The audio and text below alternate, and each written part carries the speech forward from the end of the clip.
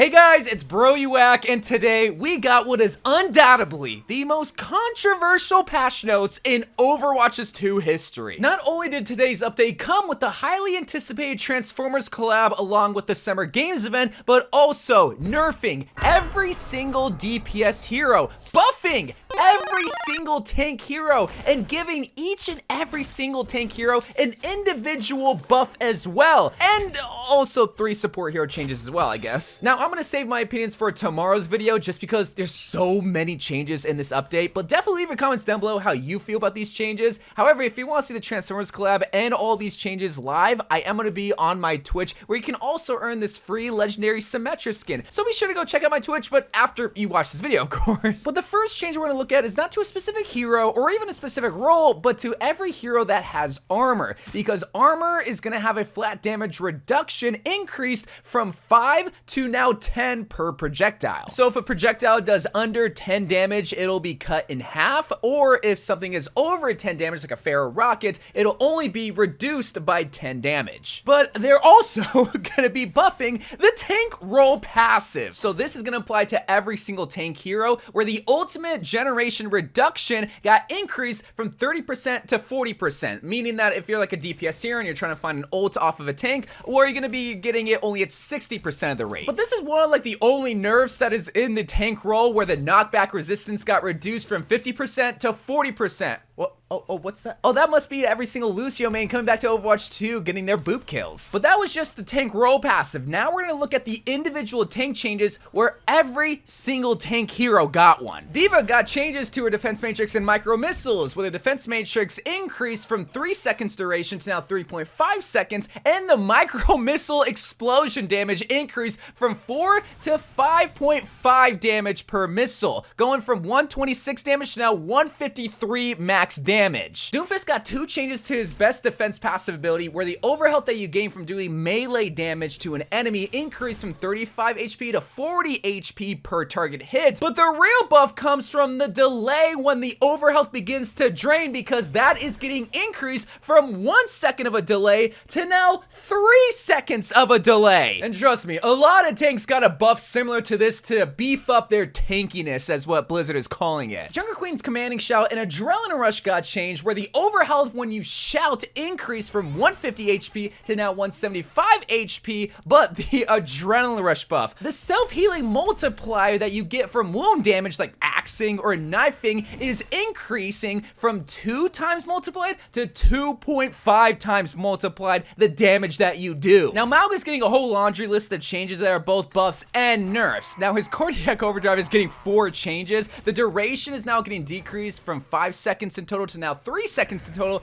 However, the lifesteal is getting increased from 60% to 100%. The damage reduction when you activate cardiac overdrive is increasing from 30% to now 40%. However, and this is actually really big, allies now only receive half of the lifesteal in damage when the effective overdrive is active. So if you're a selfish Mauga player, most of these nerfs don't really apply to you. But the overrun ability is also getting 2 total changes, where the knockback damage is getting increased from 25 to 30. Wait, they're buffing it? And the stomp damage is getting increased from 60 to 75?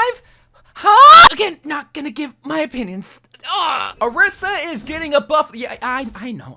Look, okay. It's just to her Fortify ability, because the duration is getting increased from 3.5 to 4 seconds. So half a second buff, the Omnic Horse Girl is not going to be harassing you, especially when you look at these other tank changes. Like half a second, that's pennies. Let's just look at Ramattra's buff, okay? His Nemesis form is getting 2 total changes, where the bonus armor that you get is getting increased from 225 to 300. And just a reminder, this is armor, not regular health. Oh yeah, also pummel damage getting an increase from 60 per punch to now 65. Of course, they couldn't buff all the tanks without buffing my boy Optimus Rein, where they're gonna be buffing his barrier field and charge, where the shield is getting an increased health from 1400 to 1600, slowly getting back to that 2000 mark, but the barrier regeneration rate is getting increased from 140 shield per second gain to now 160 shield gain per second. And if you're a Bastion, Mei, or Reaper, you are now gonna die by Reinhardt's charge because the wall impact damage is gonna increase from 275 to now 300. Roadhog is just getting changes to his Pigpen ability where the area damage is getting increased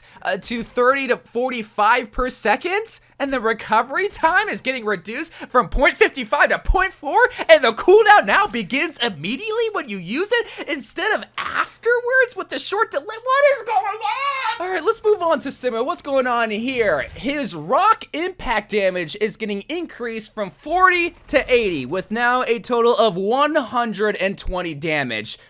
Oh my god. Winston's changes are actually pretty tame compared to the rest of these tank changes because his maximum health that he gains whenever he uses his ultimate is getting increased from 500 additional health to now 700, but his Tesla Cannon secondary charge is now getting reduced from 1 second to charge to now 0.85 seconds to charge. He's truly gonna be an Angie snipey monkey now. So if you're a selfish Hammond main, these changes probably aren't gonna matter too much to you, but his adaptive shield is getting a big buff where the overhealth transfer to allies are now increasing by 50%. So you can transfer up to 75 HP per target, and that's really good if you're, again, not a selfish Hammond main. And his quad cannons, the automatic reload time whenever you transfer him back into your defensive ball mode is now getting decreased from 2 seconds reload time to 1.6 second reload time. And finally, the last tank change is to our favorite Russian girl, Zarya, where the particle barrier and protective barrier's health is getting increased from 200